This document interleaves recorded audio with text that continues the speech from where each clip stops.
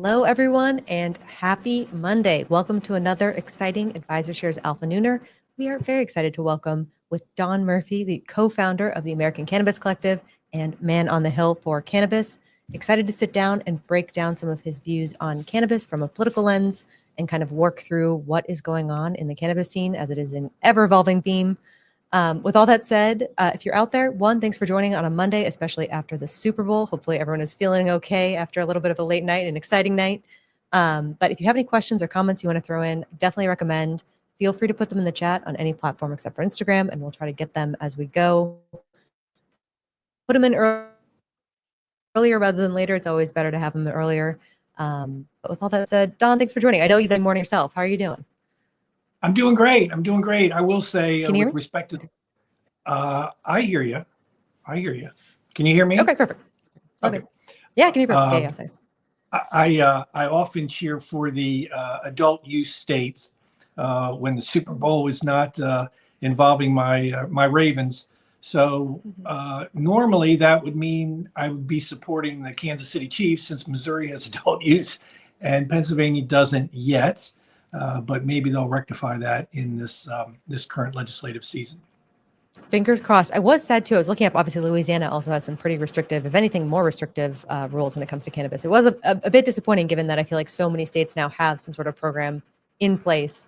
But again, what can you do? Both of them have medical, at least, which I guess is the silver lining. You would think a state and a town that celebrates Mardi Gras the way they do, with the drinking in the street, would not have a problem with cannabis. But the inconsistency is mind-blowing for sure when it comes to politics and cannabis. So yes, I think that's true. That's what we're working on.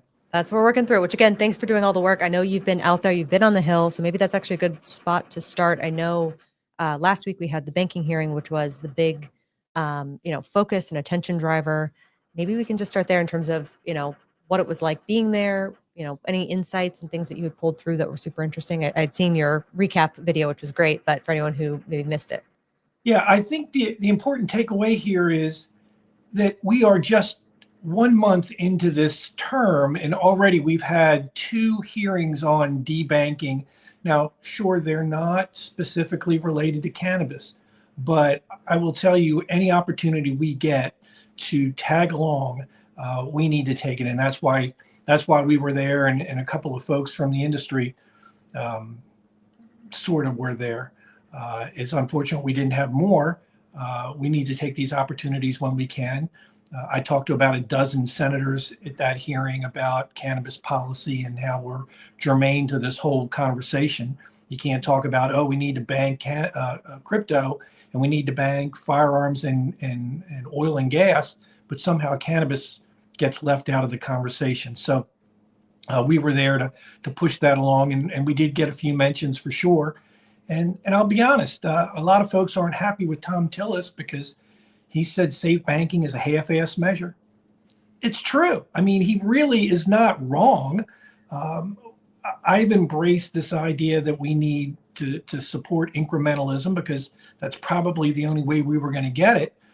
But incrementalism does have some issues that cause some inconsistencies, like, hey, why should we bank something that's illegal? Yep. Perhaps we shouldn't, but then perhaps we should just fix the system, because, we are taxing something that is illegal. Those tax revenue dollars go to the Treasury, and those same elected officials who oppose what we're doing are allocating those funds, and they go to those ribbon cuttings as if they've done something, when they're really at least inconsistent at best, and maybe hypocritical at worst.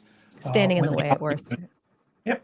Yeah, I think that's horrible. Well, so in terms of the mentions themselves, because I think that was drawing a lot of attention, do you think it did enough to kind of continue to tell the story of why it's important? And again, I think sort of tying into the business side of things and why, access to the banking system is so important for those small American businesses to really find their footing, kind of expand and grow. I don't know, what's sort of your take on that element of the mentions? Well, just to be clear, I'm not in the industry. I'm not in the business, so I don't speak to it from that perspective. But I do notice that there is a difference between the little guy and the big guy. The big guy doesn't need banking to the extent that the little guy does, right? Access to capital is huge in any industry, any business. and cannabis is no different. From my perspective, one of the issues that caused me to be involved and support this banking effort is because the frontline employee doesn't have access to mortgages, and maybe even renting an apartment is difficult when you're paid in cash or paid the way some of these folks are. And then patients, they should not have to buy their medicine in cash. That's a very underhanded way to do things. And I think we can do better by the very sickest of our constituents and our voters. Yeah, I think that makes sense. And again, I think, finding these solutions benefits a huge swath of people, whether that's on the medical side or even obviously on the recreational side or within the industry. But I meant sort of more from, and maybe the better way to take it is, I think a lot of the issues that were brought up seem to be things that normally resonate with Republicans, sort of that job, American spirit sort of element. So I wonder sort of with the new administration in, if those stories and sort of that, not angle, but sort of way of looking at needing a better solution resonates more now than maybe it might have in the previous administration. Well, I'll say this. The beauty of our current situation here is that we have a president who has been very vocal, not just in the past presidents, and I'll go back as far as George W. Bush, who talked about federalism and support for states' rights. He supported states' rights when it came to cannabis, but he didn't really support cannabis, right? That was just a good excuse for how to sort of pass that question off without getting into any trouble. Most Republicans will talk about support for federalism and states' rights, except for things that they don't really like. And there are a handful of Republicans who are caught in the 70s who are opposed to what we're doing, but they can't square it with their support for federalism and states' rights. They just choose to discount that totally. And I know there's been some legislation put forward with regard to 280E and some other things that, some of these guys are just knuckleheads. I mean, I like them personally, but they're just wrong. And I tell them they're wrong, and they don't have a real good answer, but they just keep doing the same thing because, quite honestly, they think their constituents agree with them. But I don't think they've really done the deep dive to figure out whether they really agree with them or not. Because if you do any amount of polling, you're going to find that we're on the right side of the voters for sure. I think that's fair. And I do think, again, as hard as it is a message to kind of put forward to people who are a little bit stuck maybe in the past or kind of have outdated views, I do think the work that you're doing to kind of get it in front of them and try to make them think about it is important. Is there anything else that also kind of pushes? Is it having like staffers that are younger and more in tune? Because that's where they're getting the majority of the information in addition to talking to people. Well, I love those staffers because they're almost universally on our side because they're young staffers, right? They get it, and they're probably going home smoke weed afterwards. Sure. But the problem is young staffers know their place, and their place is to follow the lead of their boss. And if their boss is a no, they're not going to push the issue. And that's why, I've been on the Hill for about 10 years full time. I started doing what, everyone tells you to do. You got to see the staffers because you're never going to meet the members. Okay, so I did that. But the staffers would never, they'd agree with me, but they'd never kick it upstairs. So then I decided, all right, I'm just going to take this to the boss. Yeah. There's no sense communicating with people who can't vote for your position. Okay. Now, I know staffers' heads are exploding, but they know the truth, right? The truth is they're only going to do so much because they got their careers on the line. They're not going to go against the boss.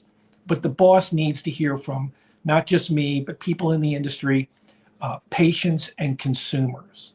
And that's why I'm a big of having, where'd you go? I still see you. I still see you. I still hear you. Can you hear? Your thing is, I can hear you. You're coming in strong. There you are. I set an alarm so I didn't forget. There you go. Love it. So that's why we need people. And I got in trouble. I got, phones started blowing up with industry folks who were mad that I said I'd rather have, 500,000 frontline employees ringing the phones than a handful of C-suite executives walking the halls on a fly-in day. There's a big difference here. Like I need voters. I need I need patients. I need frontline employees to share those stories, not just the CEOs saying, "Oh, we can't access, institutional lending because of safe banking." Sure. Most elected officials don't care about that. I They think just that's fair. I wonder if it's an either or thing though, because I think it could be one of those things that, the cannabis kind of policies that we have in place now don't work for so many different types of people and so many, I think just kind of across the board. So to be able to communicate, yes, with kind of a block of voters, definitely very important for politicians, just because that's, hopefully what's driving their jobs ultimately. But I do also think to have an industry element and kind of to have a more, I don't know, usual way of approaching politicians potentially could be useful.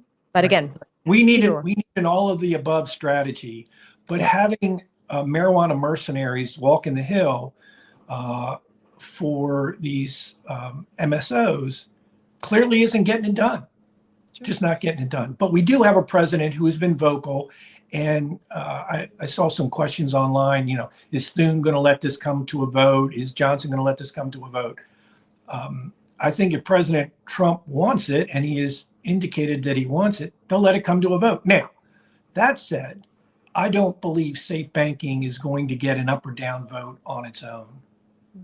We're probably at the point now, it may in committee, but on the floor, it's just not that important. It will be buried in some must-pass bill or some larger crypto banking bill.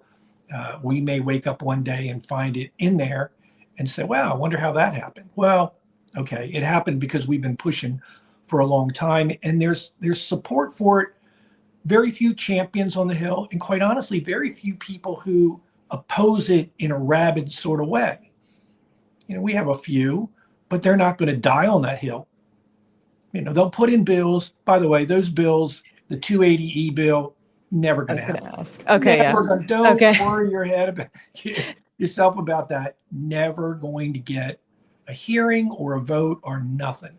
Okay. Just Is never. that more just pageantry and sort of putting on a show kind of thing to put a bill like that across for the It deduction? is, and I'll go so far as to say that the guys who put it in are total hypocrites because they don't think about this. They don't want cannabis to be legal federally, but they want your tax dollars. How does that make any sense at all? I want your Yeah. money, but I want you to go to which is it? I don't see them calling for any of these folks to be federally charged, right? All this Yep. talk about we're going to enforce the federal law. We're going to enforce federal law. Okay, do it. These CEOs are pretty obvious. They're online. They own these multi-million-dollar, billion-dollar cap Yeah. industry businesses. Put them in prison. I dare you.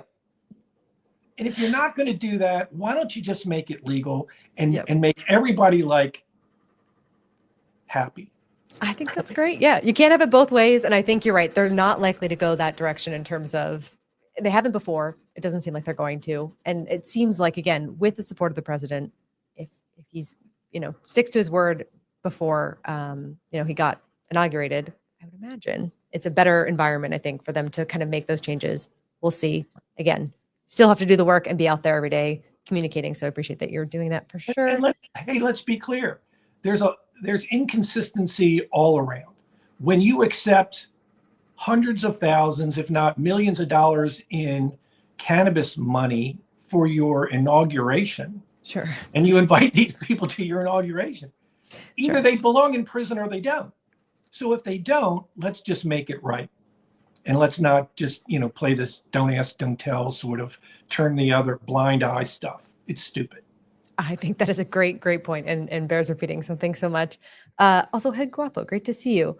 Interesting question from El Guapo as well. What would happen if every MSO got 10% of their workforce to write a letter to their congresspeople about debanking? That would make an impact, right? Well, Great in theory, that would be about 50,000 people, and that would probably be 49,000 more people than have written to date. So, let them do it on the clock. Pay them to do it. I don't care. Yeah. But in these states where you're legal and these folks aren't communicating with their elected officials, I have talked to so many elected officials who don't hear from anybody about this but me. Now, whose fault is that? Yeah. Sorry, guys. If you're employees and you are not making an effort to bring these elected officials in and show them what you're doing, I've said it before. If they're ignorant, it's your fault. It's not their fault.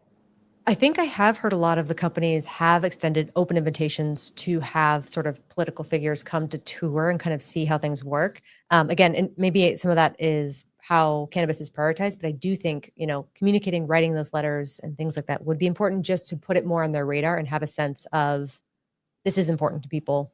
This affects people's jobs, their lives, everything. So yeah, hopefully we see more of that, I think, in general as well. I'd love to see which company is going to be the first to extend an invitation to President Trump to come to their processing, cultivation, vertically integrated facility. That would be interesting. Yeah, I think they all should do it. They should do a little tour. He can make a day of it, maybe. Yeah, I'd love to see him actually. I've been kicking around this with my partner Gretchen Gailey, where he should go. If I had my choice, where he would go, I'd have him go to a medical facility in Pennsylvania, and I would have John Fetterman and Dave McCormick invite him. Now that would help with the adult use effort in Pennsylvania for sure. It's a battleground state. It's close by. Have it in a congressional district where Congressman Muser, who is the chair of the subcommittee from Financial Services, who could hold a safe banking hearing in the not too distant future in his district. Man, that would be excellent. Imagine what that would do for our effort. And you wouldn't have to ask if John Thune or Speaker Johnson were going to move a safe banking bill or even more if President Trump shows up at a facility like that. That would be incredibly cool. I definitely think that obviously it would be so neat. I do wonder in terms of Trump's kind of schedule and priorities. I think they're burning through, I think, a lot of the ones that they had originally laid out to do. Do you think once they get through, let's say, the first half or something like that of the things that they had set out to do, that cannabis does get a little bit more play? Or how do you think it gets kind of up on the priority list? I know this is our top priority for sure, but it's not theirs. This is not within the first 100 days. So 3-4 months. No, I mean, he's got to get this thing off the ground, and they're working at incredible speed. Think about this a minute. We are talking about purchasing Greenland. We're talking about playing golf in Gaza. Is there anything that's off the table? Ending cannabis prohibition is well within the reach of what he's talking about. It's just there's no here, right? I don't discount anything at this point. Okay, that's totally fair enough, and maybe tying into kind of the wild things that we've seen. Speaking of maybe annexing Canada, but also speaking to kind of Trump's larger team. I know we have RFK coming up this Wednesday, which is going to be super interesting.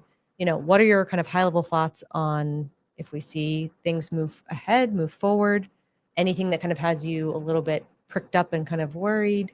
What's sort of your general thought on the confirmation coming up? No, I think I know there are a few confirmations, a few nominees who are not great, but I know this because every time somebody bad gets nominated, I get a tweet like, "Hey, what about this guy?" I'm like, "Don't worry about it. Like, don't worry about it. It's okay." It starts at the top, and Trump is good, and Trump is going to have people in his cabinet who are going to answer to him. They bring their history, but moving forward, these appointees are going to do Donald Trump's bidding.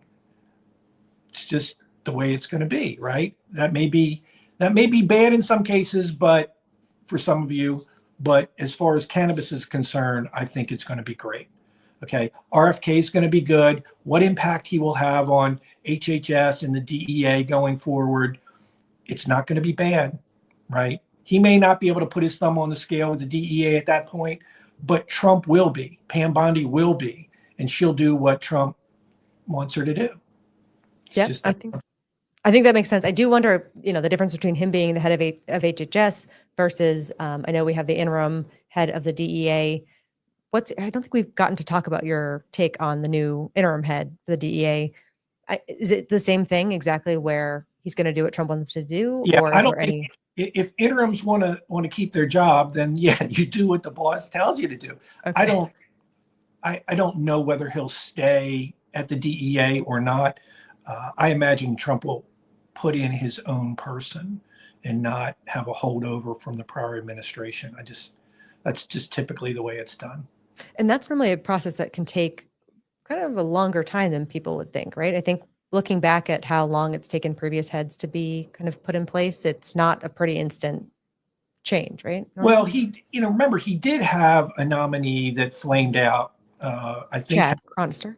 right, had something to do with COVID, the way he treated churches back when COVID was a thing, Hmm. and so Trump like pulled him back on that one. So I feel pretty good about the future of the DEA and where what Trump's going to have them do. Okay, I think that's good. And then I think in general, like you're saying, I think we had some appointments come through and then be pulled back and come through and pulled back and everything like that. Do you think we're kind of over the, um, whipsawing kind of that of appointments being put forward and being done? Do you think that we're in for the ones that are coming through pretty much on a smooth course? He's not picking any ones that he's kind of really testing out. He's picking more people he thinks that will fully make it through. Well, clearly the big name, the marquee nominations have been done. Yeah. So the rest are kind of the undercard. Will get very little media attention for the most part. So I don't think. Look, if Pete Hegseth got through, and if RFK gets through, and Kash Patel get through, and Tulsi get through, I don't think there's anybody else who wouldn't get through. Okay, that's fair enough. Well, so then in the meantime, in terms of the work that you're focusing in on, I'm guessing you're going on Wednesday for the confirmation. Where's your focus and sort of, who are you trying to most tap into and make sure that they're informed and kind of get a sense of where they are on the issue? Well, the truth is, some of the new folks, I mean, I'm trying to talk to the new members who prior to this I hadn't really known. Dave McCormick was one that we had a very good conversation. Very good. I don't kiss and tell, but I will smile a Sure. lot. And so that was very good. Bernie Moreno, another good conversation. I actually met him at the RNC convention in Wisconsin, in Milwaukee back in the summer. And we had a little chat on the convention floor. So that was fun. That was another good conversation. Jim Banks, who from Indiana of all places, think about this, they don't really have anything. Yet Yep. he was a yes vote on safe banking when he was a House member. And so I had a little conversation with him about that. I said, honestly, I've never quite figured out. I will say this. I said, we never had a conversation about why you were for safe banking, other than your last name is Banks, so maybe you had to be. He had a little laugh over that, but he did hear from people. He told me, he said, I had members of my community call me, and I share that because it's just another indication that these phone calls from constituents, these letters, they matter. They matter, especially when virtually no one is calling to say, oh, don't vote for safe banking. No one does that. Yes. I had a conversation with one member, and I said, does anyone ask you to vote no? And he said, no. No one's asked me to vote no. I said, does anyone ask you to vote yes? He goes, no. I said, well, I'm asking you to vote yes, so consider it unanimous. So 100%. Want you to vote yes. That's awesome. Well, so it sounds like the importance is definitely on constituents having that communication, I think, ultimately with the representatives. You talk a lot to the representatives, so I think you have a sense of, what they're looking at, what they view as important. If someone's, calling in or sending a letter or sending a note, what are kind of the things that you would highlight for them to try to communicate about why it's important that would kind of resonate more? Well, I would say make it personal. Did you get turned down for a loan for a house? Did you get turned down for an apartment? Like, are you like underhoused or whatever the term is because you get paid in cash? And that's, look, I'm moving from my house to an apartment. I actually had trouble getting an apartment because I don't get like, That's crazy. What did they say? What were they just, did it take a long time to get through? Did they flag anything? Yeah, they were like, you don't get a regular paycheck? And I'm like, no, I don't. So, we had to jump through some hoops. Wow. And so anyway, No. but the point is, I understand. When I was with the Marijuana Policy Project, they debanked us. I think it was PNC debanked us. And when Gretchen and I started this new organization, we couldn't get a bank account without a lot of trouble. And we're like, we're not plant touchers. I mean, not in the in the industry sense of the word. And we had trouble. I think that's right. Well, I was there at that hearing telling members, hey, by the way, this applies to me. It's Don Murphy couldn't get a bank account.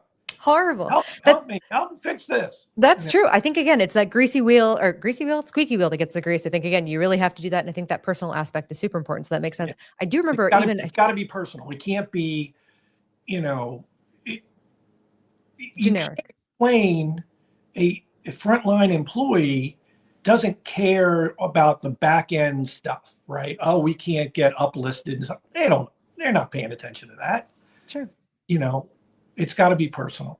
Yeah. Okay. I think that makes sense. Well, again, if anyone's out there and you have a personal experience, with cannabis and working either in the industry or, kind of being related to cannabis and have had trouble with banking, with housing, anything like that, definitely take some time, give a quick call. I feel like people only want like a minute and a half call, right? Doesn't have to be long, doesn't have to be time consuming. Right.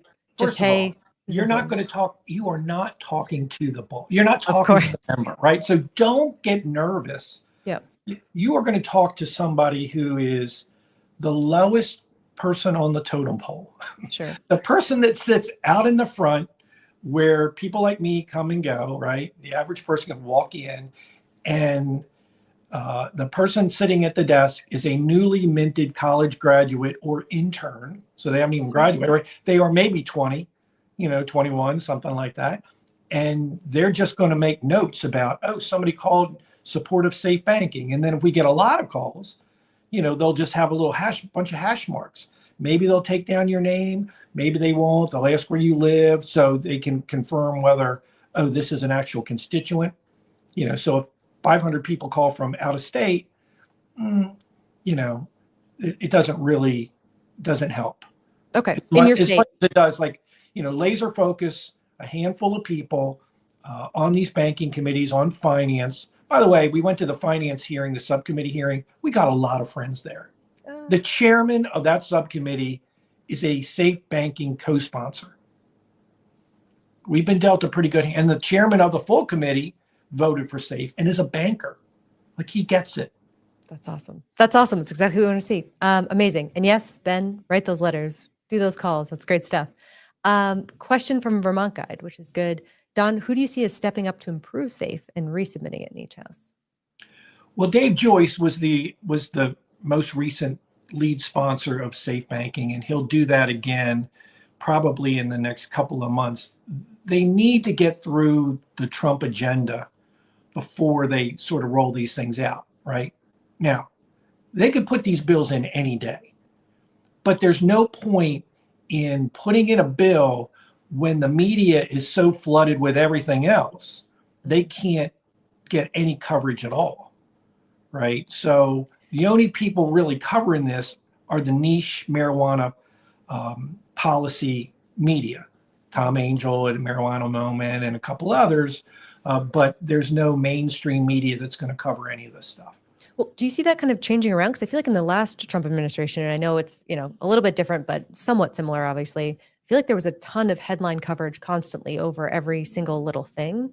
And that didn't slow down after the first, 50 days, or it wasn't like a flood of everything and then it kind of calmed down. It was pretty consistent. Do you see that being different this go around? And there is kind of a breather? Right. This time, there are executive orders, multiple executive orders every day. The media can't even keep up with we talked about Greenland for like a day, and then we were talking about Canada, and then we're talking about Gaza, and then we're talking about something else. So they don't have enough bandwidth. They don't have enough, so to cover all this stuff. And so that's one reason, if no other, to hold back on safe banking or any of these cannabis bills until everybody gets a chance to breathe, and then some of the media attention can be shifted elsewhere. That would be my way of doing this if I was sitting in a congressional office and I was a comms person and I wanted that bill or my bill to get any attention at all. No, I think that totally makes sense. I was just asking, I think, do we get that breath? Do we get that beat that is a bit of space for something like that to come through versus getting constant kind of executive orders or sort of rescinding executive orders or sort of just news coverage generally on Trump that isn't kind of more calm? Well, Do you see that coming down? I it's only going to calm down. It's only going to calm down because the big issues are going to come first. I do think that the White House and their comms office and their policy shop are going to just continue to, roll stuff out. And then they may go back and they may start to look at the things that they've already done and say, look, these are the things we found, right? They're going into these offices right now and breaking things. And then maybe in 100 days, they'll come back and go, well, look what we were spending our money on. There'll sort of be a relook. And by the way, I think the Democrats look horrible right now. For one thing, they don't have a coherent message in response to all this. They're like a day late in the news cycle with everything. But when you show up at an office building, a federal office building, and can't get in, you look like a loser. And you look like a total loser. Now, and look, and I say that as a guy who for 34 months during COVID was literally on the outside of these office buildings looking in, working the Capitol steps because I wasn't allowed to go in a building. Nothing says loser like being on the outside looking in. And that's what they did. They put themselves in this position. They just look totally inept. Like, why is anybody ever calling them? Because they can't even get in an office building. And there's some guy standing there like blocking the door. I think that's true. How does that, if the Democrats are continually sort of ineffectual and sort of are not in a good position and not kind of really putting up a fight in some ways against the new administration, does that deprioritize cannabis? Because I feel like that is sort of, cannabis is sort of in a back pocket for kind of something that the Republicans could get done, to be like, we got it done, you didn't get it done. But if the Democrats are sort of not, putting up anything, getting stuck outside of the door, is it as urgent? Or do you think, I don't know, does that tie in at all for you? Look, I'll tell you that I think there's a lot of benefit to Democrats not taking a lead on this. Okay. Because it looks like a liberal progressive, issue. Sure. When they're the ones that lead it. When Republicans lead it, all of a sudden, well, that's not a problem. And when Republicans lead these bills, they want to Noah's Ark them, right? One Democrat, one Republican, one Democrat, one Republican. So you have equal numbers that looks bipartisan. Democrats' definition of bipartisan is they got 100 Democrats and 2 Republicans. That's not bipartisan, right? That does not get Trump's attention. That does not get conservatives on board when they see that, even if it makes sense. They're like, nah, we're not doing that. We got other things we care about. That's fair. I hate that it is a little optics like that, but I guess fair ultimately, because I do think, again, it's it is all sort of optics. Everything is optics, right? And now that we have, this sort of social media, everybody takes their 1-minute speech on the House floor, their 5 minutes in committee, and they make them into little social posts that their siloed voters and constituents are viewing. They go around the mainstream media, right? Like you and I are talking about cannabis. Nobody else is paying attention to this conversation, right? No non-cannabis folks are caring about this, which is one of the reasons why it's sort of real easy to bring in people who wouldn't otherwise go to a community meeting and talk at large with their constituents about cannabis banking. They can come on here and talk about it because they're laser micro targeting a very niche audience, and that's good for us. Yep, I think that's true. Although I do think when you expand out, if you just look at it from like a cannabis issue, I do think the majority of people do have it either impact their own lives. There's something specific like getting debanked and having trouble with housing, or even just like, they use cannabis themselves for sleeping. They know someone who uses cannabis for medical needs. And I think, could be in a state that they don't allow it or have very restrictive policies. So I think it still touches everyone, but you're right. I think for those specific instances, it's a much smaller listen, group. so I went to a number of inaugural festivities. Yeah. And the number of people who share with me that they use cannabis for whatever, it's just a mind blow. It was so cool. But because it's true. Yeah. a lot of them, like if they didn't know what I did, they're like, well, what are you doing? I'm like, I lobby them. And they're like, oh yeah, well, I use it for sleeping. And then here's the one thing, this is for the benefit of the industry. You need to make smaller portions. Like everybody's got a little Swiss Army knife that they cut their poisons in. I'm like, wouldn't it be great if they had like 1 milligram? Like, like I know they do, but they usually find them in these 10 milligram pieces and you got to cut them into tiny little slices. And everybody's sort of, like. I agree. What are those horrible candies from, I think like the 20s? They're on paper and they're little dots of sort of like chalky. Dots. They need those, but small doses I think could be interesting. Yeah. But again, we're seeing that expand. We're seeing more kind of form factors evolve. So it's coming, but good to know. Let me see. So by the way, whoever does the dots, they're going to name them after you. You're the one that gets they're going to call them Mackenzie's. We should share them. Don McKenzie. We can make it work. That sounds like a last name. All right. Question from Ben really quickly. Okay. U.S. Senator Jerry Moran ranks over USAID. Will more GOP senators follow in the long run? Wait, I didn't quite. Jerry Moran ranks with USAID. That whole defunding for USAID. Oh, I love Jerry Moran. He's probably unhappy that his Chiefs lost, but I don't know what he, like if he actually broke with it. I don't know what that means, right? Like maybe he said something, oh, look, they do some good things. I'm sure they do some good things, but they clearly do some bad things. That's true. I think he's more talking about like Republicans going against their party, I think is sort of the thing. Like, do you see, I think that's what it is. Because I think he's talking about the breaking ranks over a specific issue. Do you think you see for cannabis any Republicans breaking ranks over that? I guess. Well, but no, this is not really an issue that the GOP is a no on, right? Individually, they're no, plenty of no's, and they haven't done anything in a lot of states for sure. But show me someplace where in their party platform it says, marijuana should stay illegal. Got it. Nobody says that, right? They just take this laissez-faire, don't ask, don't tell approach, which I think is wrong. It's one thing, and the problem is, here's where they get stuck. They'll say nobody should go to jail for possessing marijuana, but they should go to jail for selling marijuana. So, like, where are these people supposed to get it? Yeah. Like, we do not want an illicit market. We want a legal market. We want a market that regulates and taxes. By the way, you want tax revenue to fund all your projects? Mm-hmm. Well, then you need to have a legal market. Yeah. It totally makes sense. Again, it's simple solutions, which I think is tough. But again, I think it's important to kind of keep articulating. I did mention the GOP is sort of running this common sense platform. Yeah. Right. I keep hearing these things. If the Republicans are about common sense, then the Democrats either are yes on common sense or they're something uncommon, right? Sure. And Trump is taking up all these 80-20 issues and he's winning on them, right? Well, this is an 80-20 type issue, right? We are on the 80 side.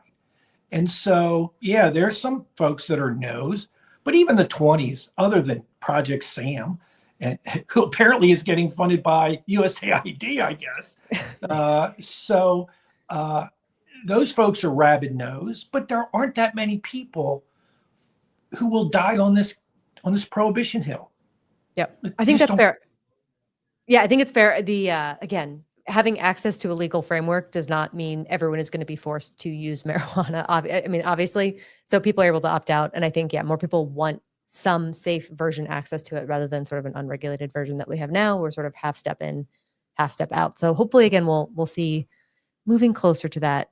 Elected officials need to understand that being yes on safe banking or Schedule 3 or Amendment 3 in Florida doesn't mean you're pro cannabis.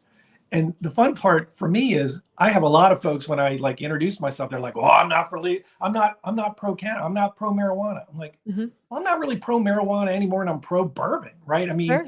I'm not a big drinker. I'm not a big consumer of any of these vices, but that doesn't mean I think they should be, you should go to jail if you do. Yeah. And then No, I they think go, again, "Oh yeah, right, yeah, okay." Like then all of a sudden we're simpatico. yeah, I think again, when you break it down into an easy to understand and kind of it reveals how, again, common sense and kind of simple a solution it is. So I think that helps to Most kind of have those conversations. most of these folks that I talk to have never really thought about this. They've never had to consider this issue one way or another because so few people talk about it. Well, again, I think it's great that you're putting it in front of people, especially in front of key people on the Hill. Definitely super, super important. I know you'll be continuing to do that. I know you have, again, this Wednesday, the RFK confirmation. Anything else that's on your radar that you're excited to be down there for? What's coming up and exciting? Now, as soon as we hang up, I know I'll think, oh, I should have said that. First of all, I need to get you over there. I would love, yeah, we're Uh, due. We're due. it's really sort of fun now. Republicans control things, and quite honestly, I'm going to hold them accountable, Good. just like I tried to do with Schumer. Right? Schumer held the gavel. Safe banking could have gone to the floor. If it was going to die, let it die on the floor, and then you'll know who was good and who was bad. Instead, Schumer's the bad guy because it didn't die on the floor; it died in his drawer. And the finger pointing has got to stop. It's got to stop. Holding them accountable. Yeah, yeah. And by the way, Yes. the industry and the money people need to do that. We have a problem with this issue because we have no carrots and no sticks. No one has ever been held accountable for any vote they've ever taken. They just haven't. No one's even made a peep from the MSO world about Schumer. Right? Everybody try to play nice, play nice. Even I try to play nice. Remember, Be Nice Month. Yes, I do. I don't have anything to show for it, but I don't have a stick. I don't have any carrots to give. So, the people who are, dropping $1 million to go to inaugural ball for a guy they didn't openly support in the election, they're the ones with the money. They're the ones that, need to help make this happen. And hiring a bunch of marijuana mercenaries to speak on your behalf is probably not the way to get it done. Yep. I think either way, it shows that I think now there's much more tension being focused into sort of the political sphere of it all, obviously.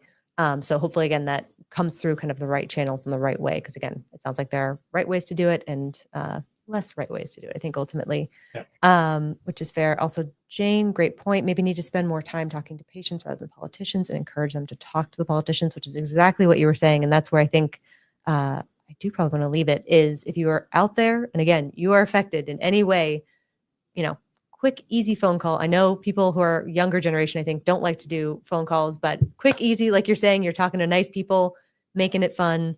It's a minute of your time. And I think it sounds like an important impact. Jane may or may not know this, but I'll share it. The reason I'm talking to you now and the reason I've been doing this for 25 years is because one patient reached out to me and said, I'm using marijuana with my doctor's approval. Do you think I'm a criminal? That was it. That was the magic sort of set of words that got me thinking, no. Well, he said, you're a lawmaker. So unless you do something to change the law, I'm a criminal. Thank you very much. Fantastic. So here we are. So if you're a patient and your elected officials are on the wrong side of this, ask them point blank, do you think I'm a criminal? That is it. Yeah. All right. Maybe that'll, yeah. Wow. Fantastic. That is super, super compelling. All right. Yep. Great point, Jane. That's fantastic. Ben, thanks so much. All right. Well, then I guess we are due. I'll touch base with you on the other side of this, Nooner, to get some time set up because we would love to join you on the Hill. Again, you do fantastic work and it's so cool to see you work. People recognize you. People want to talk to you and want to talk cannabis. They know who you are, which is awesome. So we'll get that and some together. that don't. And some that don't. But again, we'll keep. They will soon. They will soon. But thanks for taking the time, Don. Really appreciate it. Again, looking forward to hopefully seeing you on the Hill soon. Thanks everyone for joining. Really appreciate it. And we'll catch you tomorrow. Thanks again.